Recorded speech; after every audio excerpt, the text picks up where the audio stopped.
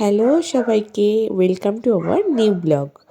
তো ঘুরতে যাচ্ছি, তার জন্য ব্যাকপ্যাকিং চলছে।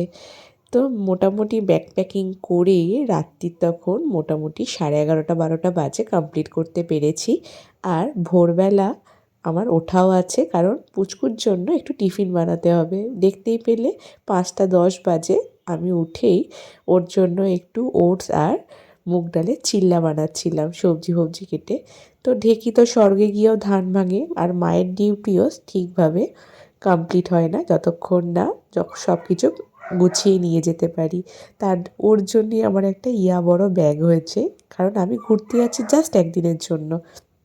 সকালবেলা একটা টোটো বলাই ছিল, টোটো দাদাটা আমাদের বাড়ির পাশেই থাকে। তো সেখান থেকে বেরিয়ে চলে এলাম আমাদের বাস স্ট্যান্ডে। এখান থেকে যাব প্রথমে বর্ধমান। কুট্টুসকে সকালবেলা খুব জোর করে ঘুম থেকে তোলা হয়েছে। ও একদমই আর্লি রাইজার নয়। তো ওকে কোনো রকমে তুলে, যদিও বাসে ভালোই ঘুমটা দিয়ে দিয়েছে, কিন্তু তারপরেও ওর সেই প্রপার ঘুমটা ওর হয়নি।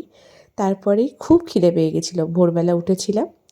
তো বর্ধমানে বাস স্ট্যান্ডে আমরা ভালোভাবে পেট ভরে খেয়ে নিলাম কচুর তরকারি। এরপরে আবার বাস স্ট্যান্ড থেকে আরেকটি বাস ধরে চলে গেলাম বর্ধমান স্টেশন। দেখতেই পাচ্ছ, বর্ধমান স্টেশনে আমি আর কুট্টুসবাবু প্রথমবার। তো চলে এসেছি প্ল্যাটফর্মে। প্ল্যাটফর্মের উপরে এই জায়গা থেকে ভিউটা দেখতে বেশ ভালো লাগছিলো। চারদিকে স্কাই ওয়াকটা এত সুন্দর করে দিয়েছে এখন সব জায়গাতেই। তো ওখান থেকে নেমে প্ল্যাটফর্মে গিয়ে আমরা অনেকক্ষণ বসেছিলাম, কারণ সানডে ছিল এবং অনেক ট্রেন ক্যান্সেল ছিল। আর আমরা লোকালই ধরা ছিল, কারণ কাছাকাছি যাওয়ার আছে। আর কোথায় যাচ্ছি চলো আর একটু পরেই তোমরা বুঝতে পারবে। এখান থেকে বর্ধমান থেকে ট্রেন ধরেই আমরা চারদিকে হকারের ঠেলাঠেলি দেখতে পেলাম। মানে কি না কি বিক্রি হয়নি ট্রেনের মধ্যে। যদিও আমার কিছু কেনার ছিল না, তাও দেখতে বেশ ভালো লাগছিল। অনেক দিন পর আমি এরকম লোকাল ট্রেনে উঠেছি, আর কন্টিনিউয়াস মানে কানের কাছে নয় ঝালমুড়ি, নয় মোয়া, নয় শনপাপড়ি, সবই চলতে থাকছিলো। দেখতেই পেলে স্টেশনটির নাম হচ্ছে খান্ডান। তো সেখান থেকে নেমে এখান থেকে আমরা যাব আর একটি টোটো ধরে আমাদের প্রপার ডেস্টিনেশন।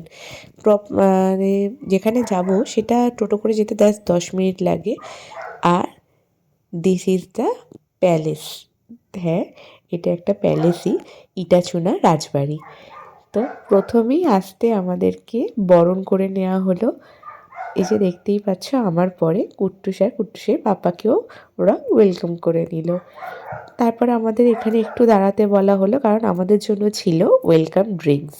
ওয়েলকাম ড্রিঙ্কসের প্রথমেই ছিল, দেখে নাও, তোমার লেমনের শরবত, মানে নুন লেবুর শরবত। খুব ভালো লেগেছে, একদম বডিকে রিফ্রেশ করে দিয়েছে। হ্যাঁ, ওইখানটাতেই বানাচ্ছিল। আর এটা হচ্ছে ঠাকুর দালানের পোর্শনটা, ঠিক ওপরে আমাদের ঘরটা ছিল। আর কি দারুণ অ্যাম্বিয়েন্স চারদিকটা, শান্ত স্নিগ্ধ পরিবেশ। একদিনের ছুটি কাটানোর জন্য বেশ ভালো জায়গা, দেখতেই পাচ্ছ। আর পরের পার্টগুলো দেখার জন্য আমরা কোন রুমে আছি কি না সব কিছু তোমাদের সাথে শেয়ার করবো। ততক্ষণের জন্য সাবস্ক্রাইব করে রাখো আর স্টে করে থাকো।